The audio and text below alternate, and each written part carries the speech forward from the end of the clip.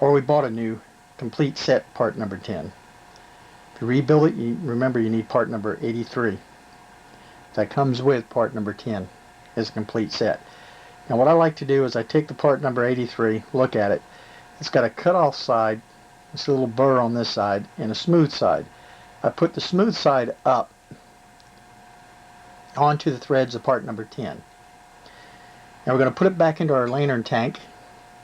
You just drop it in, lift up your tank,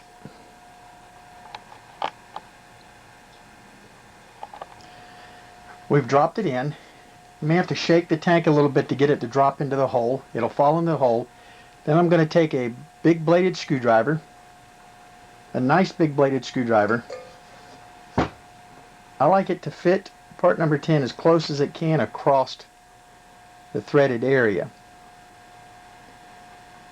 So you want it to fit the whole length if you can. You want to get a good bite. Okay? Slide it down in there. You're going to turn it, okay, until you get it down snug. When you have met the lead washer to the tank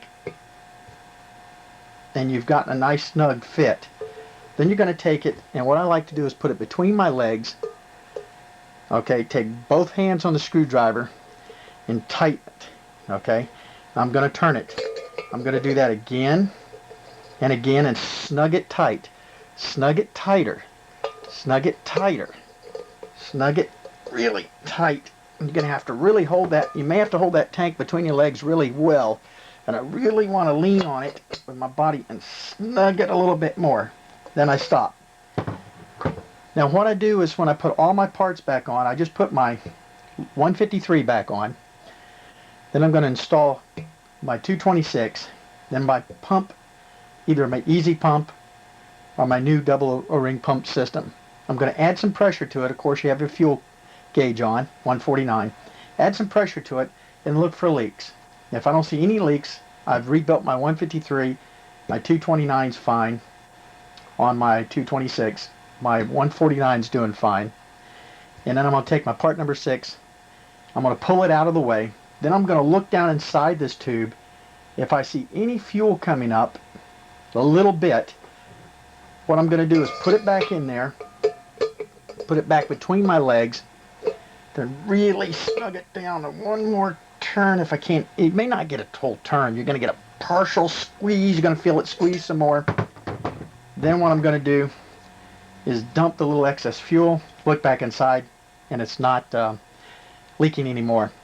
That means I have tightened it down perfect. If you did it good the first time, you're not going to have any pressure coming out anyway, no leak at all. But if it did leak a little bit, it means a little more snugging.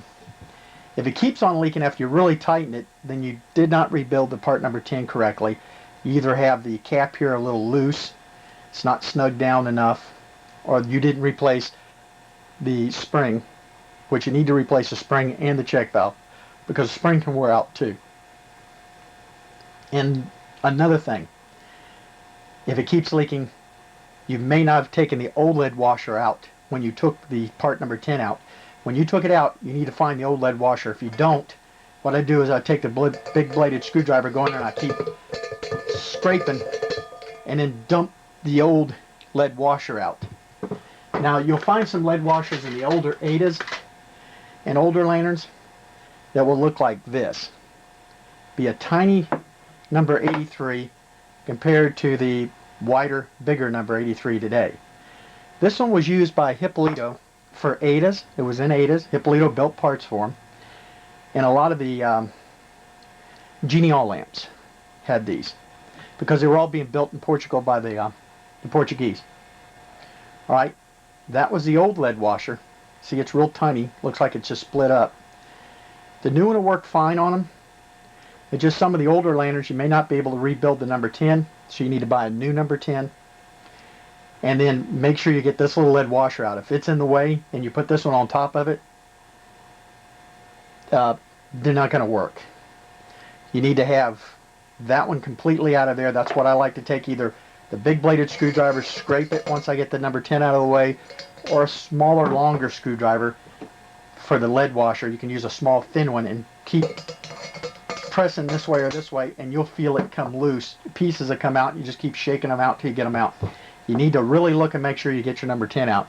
If you don't, I've had them come in where people couldn't get them stopped leaking, and all it was they had 2 washers in there. This will not work with 2 washers. This will work with 1 washer fine, the 226. The on and off knob area, or 153, that will work fine with 2 washers. That's the place I like using 2 washers. The old lead washer and the new one. This one I can use on the 226 over and over a few times.